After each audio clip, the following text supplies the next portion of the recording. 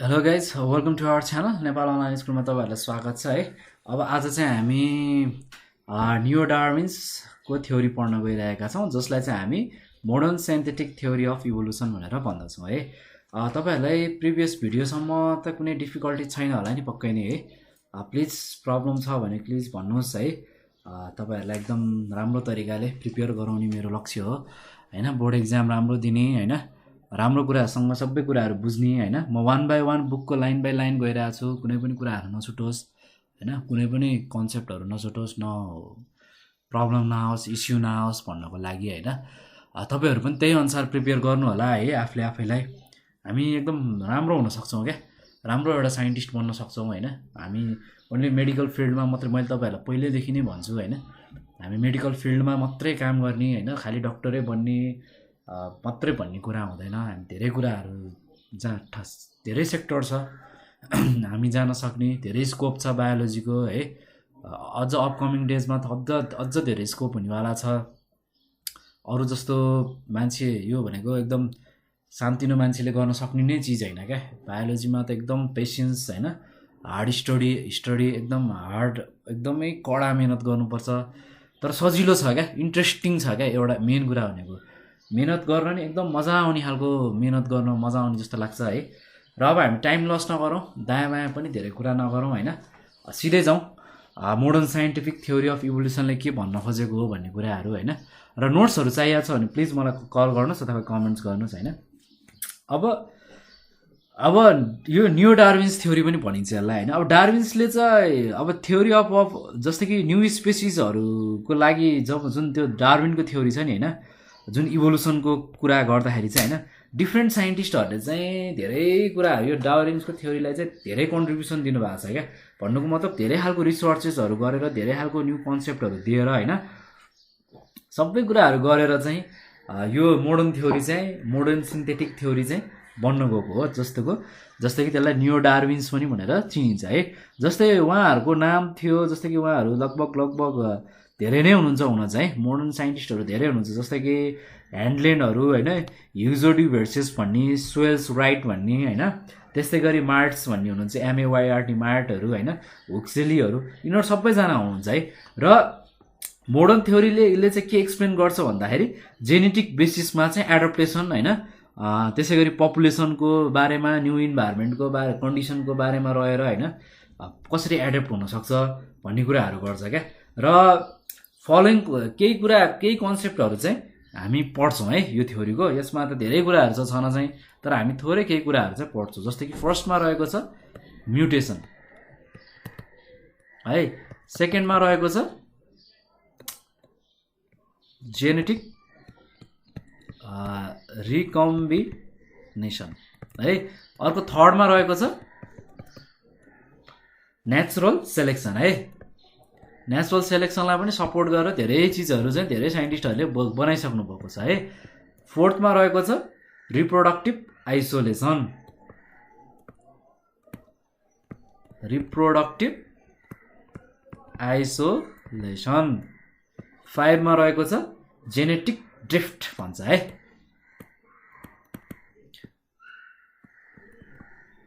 र हामी चाहिँ अब म्युटेसनको कुरा गर्दैछौँ है त। फर्स्टमा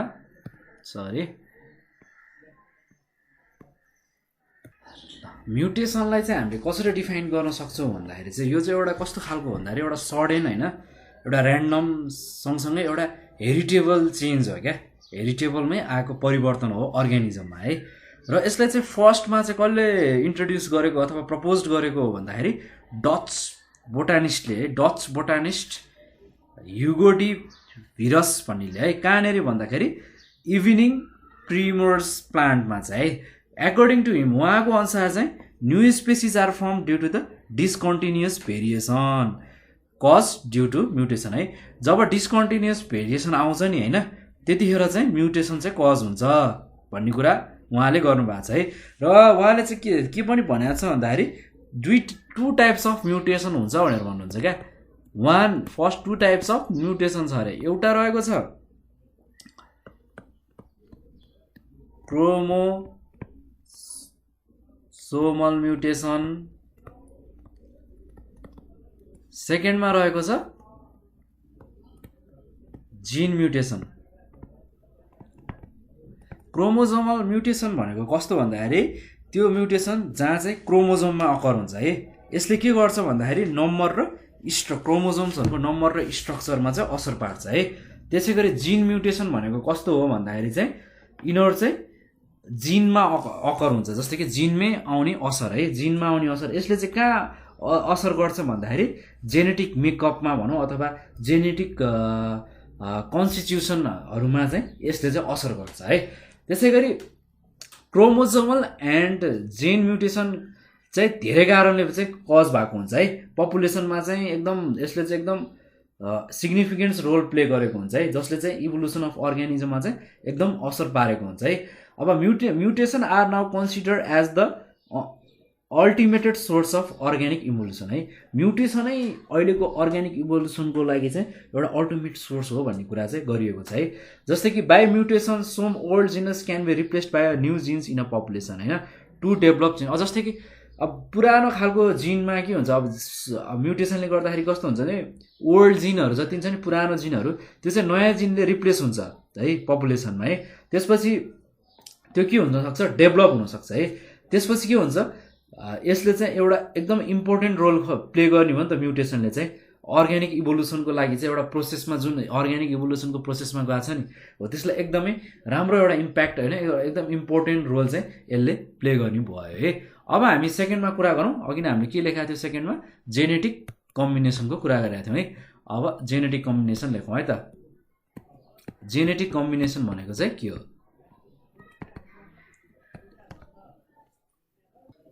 यो के हो भन्दाखेरि यो चाहिँ एउटा प्रोसेस हो क्या, कम्बाइन हुनु होइन, अथवा रिसफिङ हुनु जिनहरूमा होइन, अथवा जिनहरू अथवा डिफ्रेन्ट अर्ग्यानिजमको रिकम्बिनेसन हुनु नै हो यसको है। रिसफिङलाई चाहिँ हामी जेनेटिक रिकम्बिनेसन भनेर भन्छौँ है।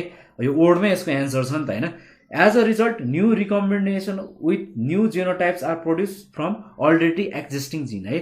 अब यसको रिजल्टले के हुन्छ भन्दाखेरि न्यू कम्बिनेसन आउने भयो जसको चाहिँ जिनोटाइप्सहरू चाहिँ अलरेडी एक्जिस्ट भइसकेका छन् होइन। अब जस्तै कि यो कस्तो केसमा हुन्छ भन्दाखेरि सेक्सुअल रिप्रोडक्सन हुन्छ नि है, सेक्सुअल रिप्रोडक्सन हुने खालको पपुलेसनमा चाहिँ यस्तो देखिन्छ क्या जेनेटिक कम्बिनेसनहरू। जस्तै कि हामीले जस्तै कि क्रसिङ ओभर द ड्युरिङ प्रोफेजहरूको चाहिँ नि प्रोफेज 1 अफ म्युसिसहरूको क्रस गर्दाखेरि होइन। जस्तै गरी अर्को भनेको फ्री एसोनोट्सहरूको, जस्तै कि सेलेक्सनहरू भन्छ नि, assortments of gene at the time of gamete form, जस्तै ग्यामेटहरू फर्मेन्ट हुने बेला यस्तो कुराहरू हुन्छ क्या। अर्को भनेको चाहिँ random union of gametes at the time of fertilisation. अब ग्यामेट्सहरू त ऱ्यान्डमली युनियन हुन्छ फर्टिलाइजेसनको प्रोसेसमा हो, यस्तो खालको बेला चाहिँ जेनेटिक रिकम्बिनेसनहरू चाहिँ अकर भएको हुन्छ है। अब यो प्रोसेसमा के हुन्छ भन्दाखेरि the breakage and recombination of homologous chromosomes is significant phenomenon भनेर भनेको छ है। जस्तै कि जिनस अथवा एलेसहरू छ नि होइन, तिनीहरूले के गर्छ, प्यारेन्टल लिङ्केज हुन्छ ग्रुपमा होइन, सेपरेट हुन्छ होइन। त्यसपछि के हुन्छ, कम्बाइन हुन थाल्छ, एलेजेन्सहरू चाहिँ फर्म हुन थाल्छ होइन न्यू ग्यामेट सेलमा होइन, अथवा ग्यामेट सेलमा चाहिँ फर्म भएको हुन्छ होइन। त्यसपछि यो प्रोसेसलाई चाहिँ हामी जेनेटिक रिकम्बिनेसन पनि भन्न सक्छौँ है। अब यसलाई कसरी लेख्नु पर्यो भन्दाखेरि the genes or alleles of parental linkage group separated and new combination of alleles are formed है इन द ग्यामेट सेल। यो प्रोसेसलाई भनिन्छ जेनेटिक रिकम्बिनेसन है।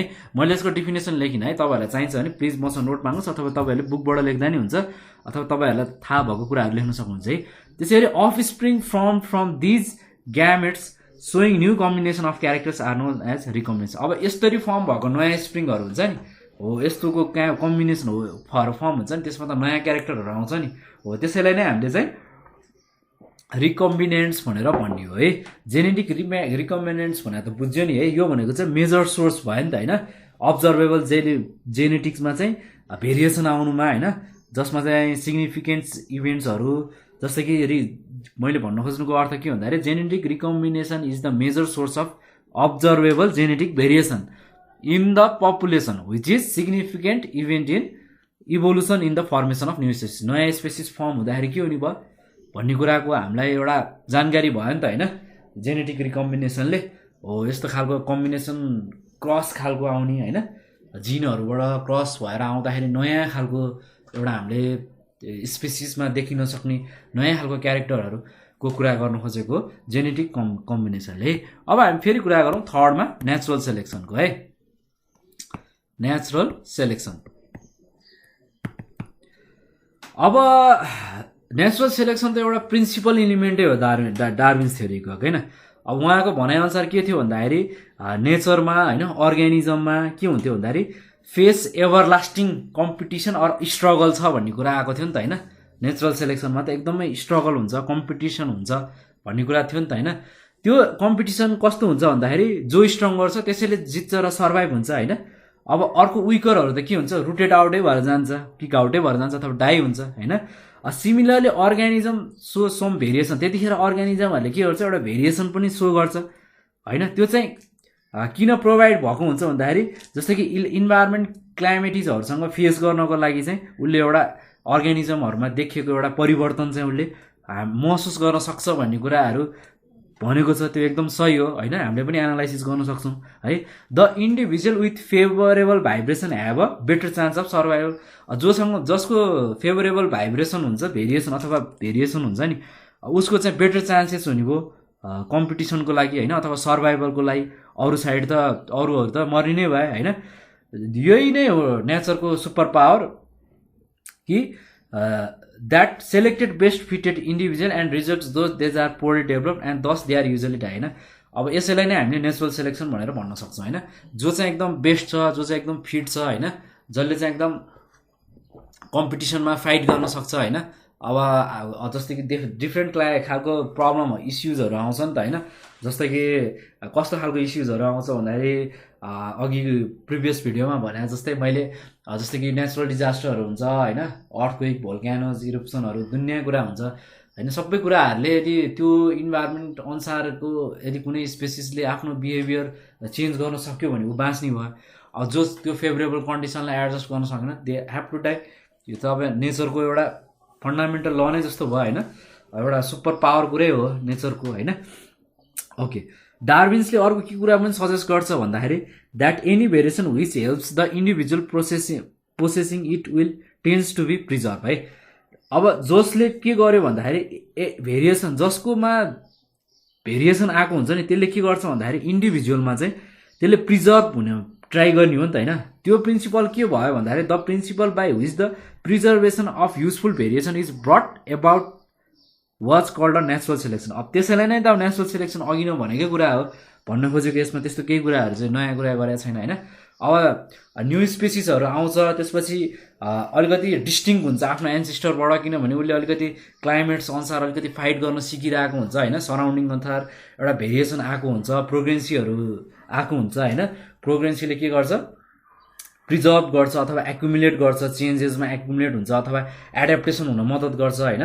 है त्यो एडाप्टेसन हुन सक्सेस भइसकेपछि त्यसको सक्सेसिभ जेनेरेसनहरू चाहिँ के हुने भयो, अलिकति डिफ्रेन्ट हुने भयो आफ्नो प्यारेन्ट्सहरूभन्दा है। न्यू स्पेसिसहरू चाहिँ अलिकति फरक हुनेको कारण चाहिँ यो पनि एउटा हो। नेचुरल सेलेक्सन चाहिँ एकदम राम्रो पक्ष छ है, डार्विन्स थ्योरीलाई एकदम सपोर्ट गरेको छ। अर्को भनेको फोर्थमा रहेको छ आइसोलेसनको कुरा गरौँ है। अब आइसोलेसन भनेको के हो? अब आइसोलेसन भनेको चाहिँ एकदमै अलिकति कस्तो भन्दाखेरि एउटा प्रोसेस हो। कस्तो खालको भन्दाखेरि अर्ग्यानिजमहरूमा सेपरेसन हुने है। जस्तै कि आफ्नो ओरिजिनल पपुलेसनबाट चाहिँ अलिकति फरक तरिकाले सेपरेट हुने खालको अर्ग्यानिजम हो। अब यो चाहिँ कसरी आउँछ भन्दाखेरि चाहिँ जस्तै कि the prevention of mating amongst interbreeding group क्या, इन्टरब्रिडिङ हुँदाखेरि होइन। जस्तै कि आइसोलेसनहरू कसरी आउन सक्छ भन्दाखेरि एउटा फिजिकल वेमा जस्तै कि जियोग्राफिकल, इकोलोजिकल होइन। त्यसै गरी अर्को बायोटिक वेमा जस्तै कि फिजियोलोजिकल, बिहेभियर होइन, मेकानिकल, जेनेटिक ब्यारियर्स हो, यस्तोबाट आउने हो क्या है। जो फ्याक्टरले चाहिँ प्रिभेन्ट गर्छ नि इन्ट्राब्रिडिङहरू होइन, त्यसैलाई चाहिँ हामी आइसोलेसन मेकानिजम भन्छौँ है। अब आइसोलेसन मेकानिजमले के गर्छ भन्दाखेरि कसरी आयो भन्दाखेरि यसले चाहिँ इन्ट्राब्रिडिङको थ्रुबाट आएको है। त इन्ट्राब्रिडिङ चाहिँ 3 स्टेप 3टा प्रोसेसको छ। एउटा चाहिँ restriction to the random dispersal भन्छ होइन। अर्को सेकेन्डमा रहेको छ restriction to the random mating भन्छ। त्यसै गरी अर्को छ रेस्ट्रिक्सन टु फर्टिलिटी भनेर भन्छ है। 3टा कुरा छ, restriction to random disappear, restriction to random mating, अर्को भनेको चाहिँ रेस्ट्रिक्सन टु फर्टिलिटी। तीनटा कुरा रहेको छ है। अब हामी टाइप्स अफ आइसोलेसनको कुरा गरौँ है। आइसोलेसनको चाहिँ टाइप्स रहेको छ। अघि मैले भनिहालेँ नि, जियोग्राफिकल आइसोलेसन जुन चाहिँ फिजिकलमा पर्छ है, जियोग्राफिकल आइसोलेसन।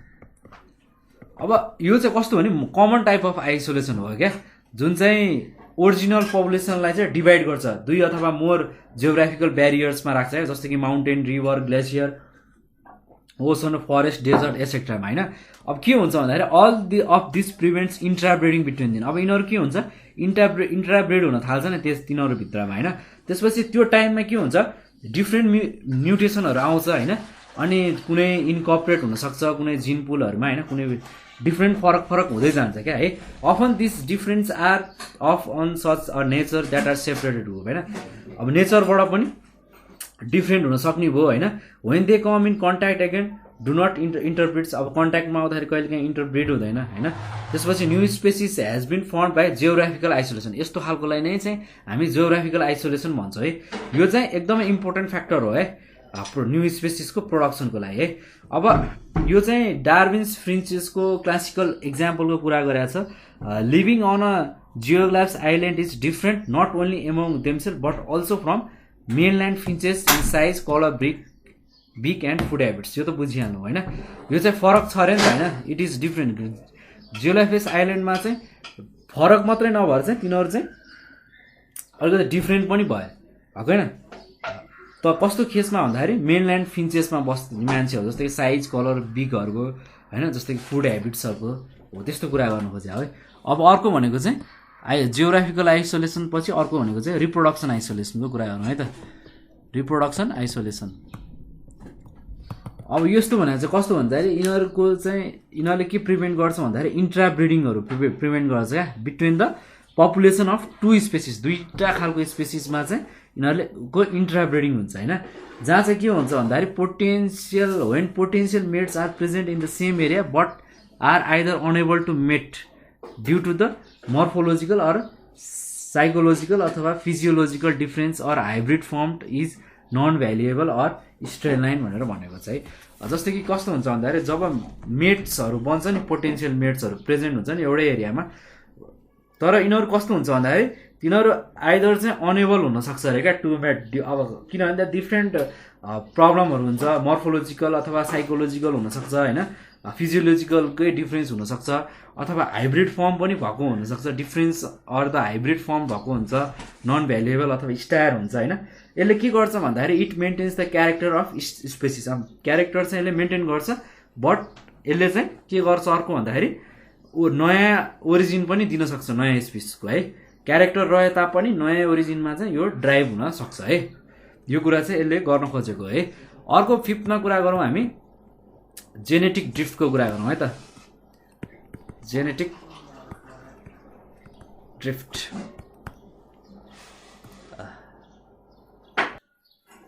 हाम्रो यो जेनेटिक ड्रिफ्ट टर्मले चाहिँ केलाई रिफर गर्छ भन्दाखेरि मेन कुरा चाहिँ इलिमिनेसन अफ द जिनस है। केलाई रिफर गर्छ अरे फर्स्टमा इलिमिनेसन अफ द जिन्सहरूमा चाहिँ रिफर गर्ने भयो है।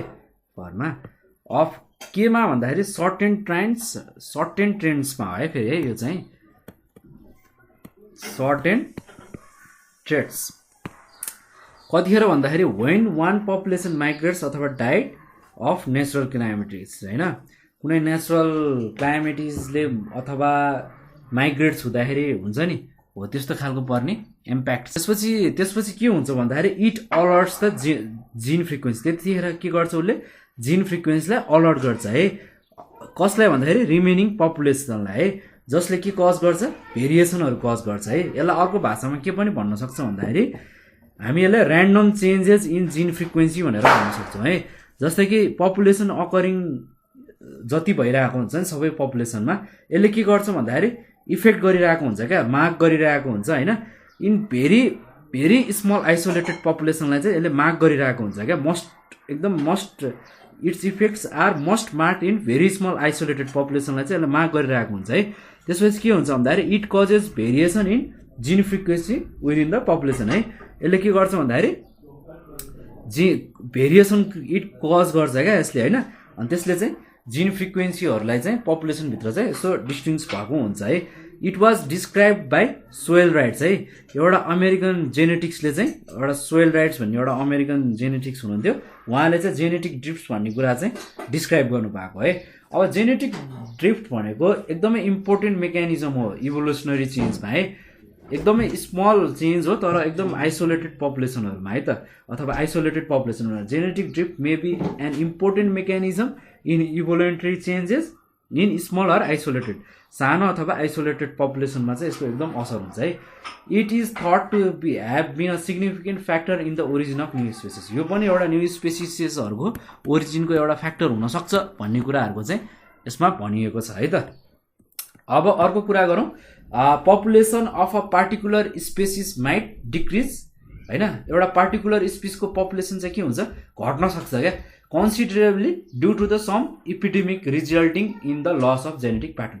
एउटा जेनेटिक प्याटर्नहरूको लसले गर्दाखेरि चाहिँ त्यसमा चाहिँ एउटा त्यो पर्टिकुलर स्पिसिसहरू नै घटेर जान सक्छ होइन। तर basic characters of the species automatically differ in the new generation. तर बेसिक क्यारेक्टरहरू चाहिँ नयाँ स्पिसिसमा चाहिँ अटोमेटिकली रहिरहेको हुन्छ है। In the time of stress होइन, population of some species become small. अब स्ट्रेसको बेलामा चाहिँ त्यस्तो खालको पपुलेसनहरू अलिकति सानो हुन सक्ने होइन। अब some individuals migrates to newer habitants होइन, अथवा टु सम रिमोट आइल्यान्ड, अथवा कुनै रिमोट आइल्यान्डमा जान सक्छ। त्यसै गरी भेरिएबिलिटी इज रिड्युस ऱ्यापिडली होइन, त्यस्तो हुनसक्छ। This genotype tends to differ and such population starts differing from the original population to become distinct stocks of different races है। अब त्यस्तो जिनोटाइप्स टेन्स जहाँ डिफर हुन्छ नि, त्यस्तो पपुलेसनहरूले के गर्छ भन्दाखेरि स्टार्ट गर्न थाल्छ क्या डिफरिङको लागि होइन। कहाँ केबाट भन्दाखेरि ओरिजिनल पपुलेसनबाट, so that to become distinct stocks or different race, अलिकति फरक खालको रेसको दौडमा चाहिँ उनीहरू हुन्छ है क्या। त्यही प्रोसेसलाई चाहिँ हामी जेनेटिक ड्रिफ्ट भनेर भन्न सक्छौँ होइन। जेनेटिक ड्रिफ्टको यो बोटलनेक इफेक्टको बारेमा चाहिँ तपाईँहरूले फिगर हेर्नुहोस् है, एकदमै इम्पोर्टेन्ट छ। यिनीहरू कुराहरू चाहिँ सबै कुराहरू बुझ्नुपर्छ है, एकदम छ। तपाईँहरूलाई अलिकति नबुझे जस्तो लागेको छ भने प्लिज भन्नुहोस् है। र अब चाहिँ हामी नेक्स्ट भिडियोमा भेट्नेछौँ गाइज होइन। ओरिजिन एन्ड इभोल्युसन अफ म्यानको बारेमा चाहिँ म अर्को नेक्स्ट भिडियोमा लिएर आउनेछु तपाईँहरूलाई। र गाइज अहिलेको लागि चाहिँ bye, see you guys in the next video है त।